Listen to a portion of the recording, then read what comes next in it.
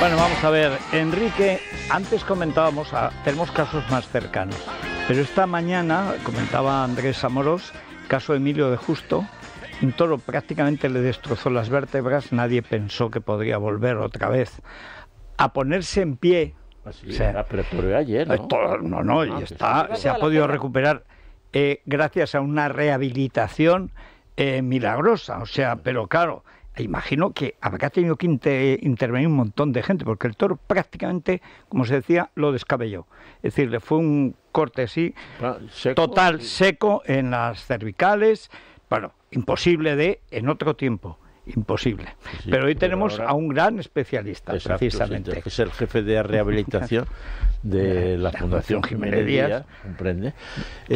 Don Carmelo Fernández García. Fernández García, muy ilustres apellidos, Sí, señor. Españoles. Como tiene que ser. Pues es licenciado y doctor en medicina y cirugía, comprende, y es el jefe de rehabilitación de allí, y el que nos pone a toda la familia, a todos los conocidos, pues en condiciones de poder seguir trabajando, ¿no? O sea, sí. Bueno, don Carmelo, ¿cuál es la diferencia? Que yo creo que ahora se confunde mucho. Fisioterapia y rehabilitación. Bueno, son dos carreras distintas. La rehabilitación es una materia que se ocupa del abordaje de todo lo que le pasa a los pacientes que han tenido una incapacidad por un proceso, alguna enfermedad determinada y que les ha dejado secuelas. Sí.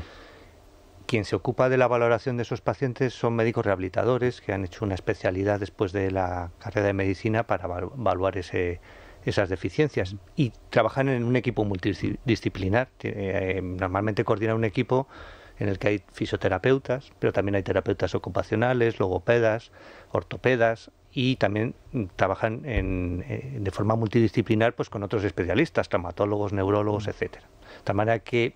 O sea, realmente es que tienen casi media medicina, ¿no? Bueno, a mí me gusta pensar que yo hice esta especialidad porque ves de una forma muy holística toda la medicina, no te quedas en una sola. Se le está dando ahora la importancia que tiene, ¿no? Yo creo que hasta hace pocos años, incluso podríamos decir, no se le daba tanta importancia a asuntos como, por ejemplo, rehabilitaciones del suelo pélvico, que antes no existían directamente, o las rehabilitaciones post-accidentes, que en la propia fundación hay una unidad de personas que han sufrido accidentes de automóvil. Rotundamente. El servicio que yo dirijo se fundó en el 1967. Una mujer era la jefa, ¿verdad?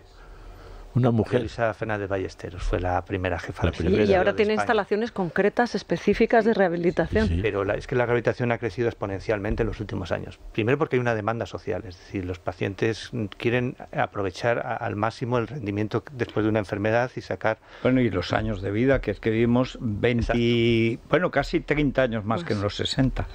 Es que, claro, todos esos años la gente los quiere vivir. Antes se dejaban, digamos, se abandonaban, decía, bueno, pues ya con la edad, y ya la gente ni siquiera se preocupaba, y eso ha cambiado, ¿no? Claro, hay una demanda social de que las secuelas de una enfermedad hay que superarlas, que quiero superarlas cuanto antes y cuanto mejor. Sí. Y además, científicamente, cada vez hay más evidencia de que los procedimientos que hace rehabilitación funcionan y los resultados son buenos. ¿Qué es lo que más ha cambiado? Digamos, a la hora del diagnóstico y el tratamiento, es porque en algunos lo vemos que hay unas tecnologías nuevas, en otros porque hay fármacos nuevos. En todo caso, la investigación ha avanzado muchísimo. Enrique dice que, bueno, como otros sabios, que 2 días a la semana es para leer lo que va saliendo y aún así apenas lo sigues. Es decir, pero en el caso de la rehabilitación se juntan muchas cosas. Una parte propiamente farmacológica, de sustancias que pueden ayudar, otra parte tecnológica, de aparatos, de fórmulas. ¿Qué es lo que ha visto usted cambiar en su experiencia más en estos últimos, digamos, 15 años? Yo creo que que es la base de lo siguiente. Lo primero ha sido la investigación. Cada vez ha habido más investigación sobre temas en los cuales la rehabilitación tenía un papel y han ido apareciendo unidades, como decías, de rehabilitación del suelo pélvico, de rehabilitación en UCI, de rehabilitación de pacientes con problemas oncológicos, cardiorrespiratorios. Entonces, el avance de la investigación y poniendo en valor las técnicas rehabilitadoras en esos pacientes ha hecho que la demanda y la capacidad de ofertar tratamientos a esos pacientes se haya aumentado mucho. Pero la segunda es la tecnología.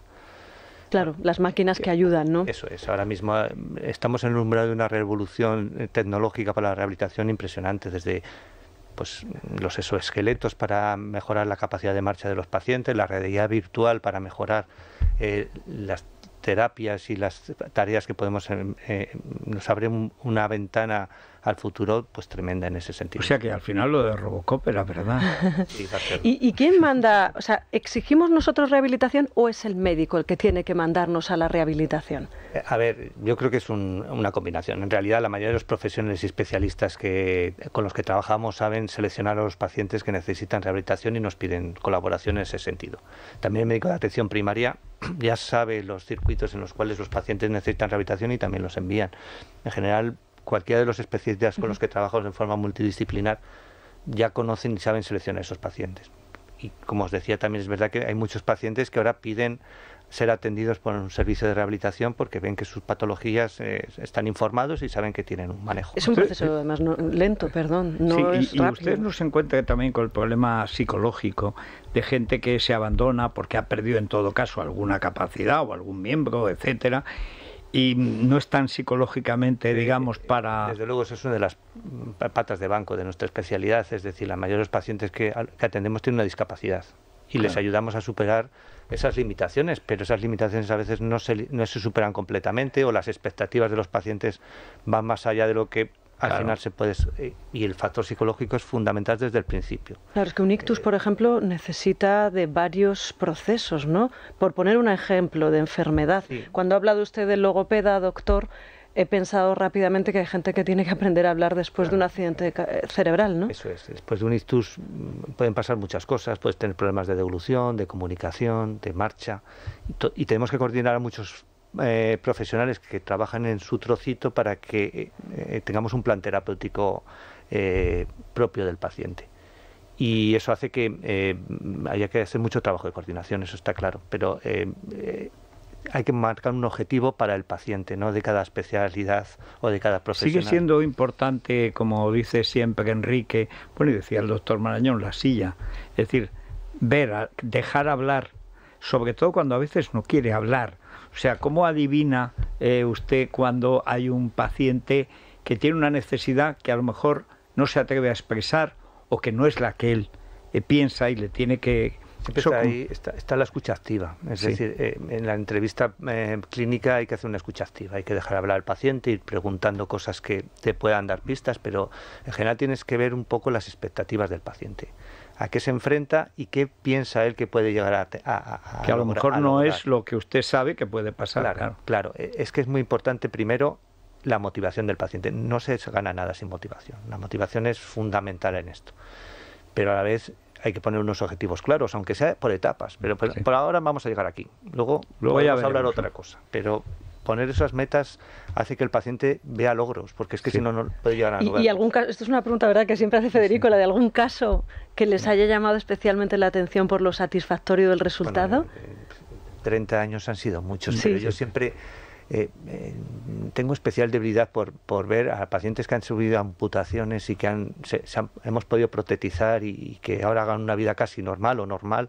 A mí siempre me ha parecido... Bueno, es que las prótesis ahora, cuando uno piensa lo que era, ¿verdad? No hace tanto tiempo, que eran maderas pata de palo, pero es que todavía los hemos visto, y los zapatos con el doble de por unas suelas así, pero sobre todo yo he visto todavía las patas de palo. Yo también, Federico, lo he vivido yo, ¿eh? Es decir, que no hace tanto tiempo. Yo cuando veo ahora que pueden correr con prótesis... Claro, las competiciones deportivas han hecho que eso ya se haya revolucionado. O sea, eso ha ayudado mucho. Claro, sí, muchísimo. Todo lo que es la competición deportiva. La tecnología que el ejército desarrolla, porque los exoesqueletos se desarrollan para otro tipo de actividad, pero nos hemos aprovechado muchísimo de ellos. O sea que que yo creo que lo que os decía antes, la evolución tecnológica nos está dando herramientas cada vez más potentes. La evolución tecnológica y la calidad humana de las personas que atienden en el servicio, porque yo, como voy a la Fundación, sí que he conocido a algunos de sus responsables, y es que es muy importante lo que dice el doctor, la motivación, el que te ayuden, porque es un proceso muy lento. Muchas veces dices, ¿por qué tengo que estar haciendo así una pared subiendo la mano durante 15 minutos, ¿no? O con una máquina que no siento nada, pero en el fondo sí que nos está irradiando calor, una serie de ondas concretas, y muchas veces no nos damos cuenta de cómo estamos mejorando, ¿verdad? Porque es despacito, poco a poco y con paciencia. Eso lo hablábamos antes. En el hospital donde yo trabajo creo que llevamos a gala pensar que el paciente es lo primero y el paciente es el centro de lo que hacemos. Entonces, alrededor hacemos ciencia, pero lo importante es el paciente. Muy bien. Bueno, pues qué bien. Qué bien, o sea, y que sigan así. Sí. En la fundación y además 30 años ya. Sí. Qué barbaridad. Es asombroso lo que nos ha dicho, lo de los exoesqueletos. Sí. O sea que las prótesis biónicas. Cuando tengamos 100 años estaremos tú y yo aquí metidos en un exoesqueleto. Diciendo, este socialismo nos lleva a la ruina y tal. Gracias, doctor. Muchas gracias. A los dos doctores. Enrique. Hacemos una cosa, tomamos Divecol Forte para el colesterol, eso es, antes de acostarnos. Y deja el colesterol fuera. Y un poquito de andar, ¿verdad? Que hoy está Enrique de la Morena, un poquito de andar, un poquito de reducir la ingesta de determinado tipo de alimentos. Y nos vamos a la receta con Alberto Fernández.